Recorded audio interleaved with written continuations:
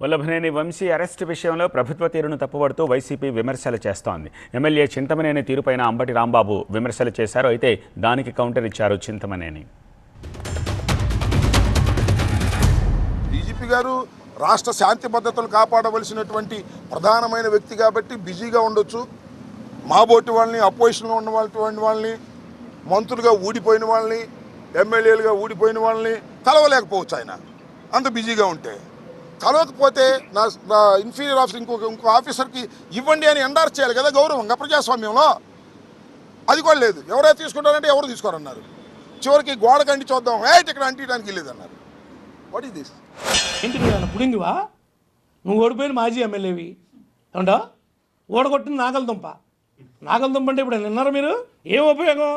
ప్రజలు నిన్ను గౌరవం ఇవ్వనప్పుడు, నీకు ప్రజాక్షేత్రంలో ప్రజలు నీ గౌరవాన్ని తీసినప్పుడు నువ్వు ఎన్ని మాట్లాడినా ఉపయోగం ఏంటి రాంబాబు అని అడుగుతున్నా. సుఖానంతోనో బొఖానంతోనో ఏదో మాట్లాడుకోవాలి. ఇవన్నీ ఇప్పుడు ఎందుకు నీకు? ఇంకా నీకు ఫ్రీ టైం ఇది, ఎంజాయ్ అంతే తప్ప మా గురించి మాట్లాడతావా? వంశీ తెలుగుదేశంలో గెలిచాడు, తరువాత వైఎస్ఆర్సీపీలోకి వచ్చి పోటీ చేశాడు. అందువల్ల వంశీ మీద చంద్రబాబు నాయుడు గారు అదేవిధంగా లోకేష్ గారు కక్ష కట్టారు. మా పార్టీలో గెలిచాడు, మా పార్టీలో గెలిచి వైసీపీలోకి వెళ్ళి పోటీ చేశాడు. మమ్మల్ని అనేక సందర్భాల్లో విమర్శించాడు.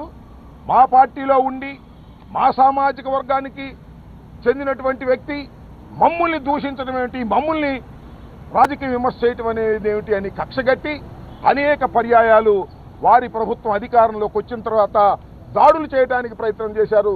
కొన్ని సందర్భాల్లో వంశీని ఎలిమినేట్ చేయాలని కూడా ప్రయత్నం చేసినటువంటి విషయాలు నేను మీకు ప్రత్యేకంగా చెప్పవలసిన అవసరం లేదు.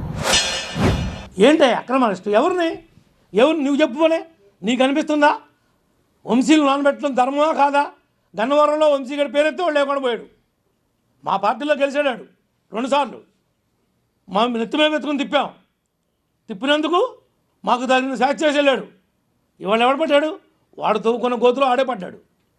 ఎవడు పడలా.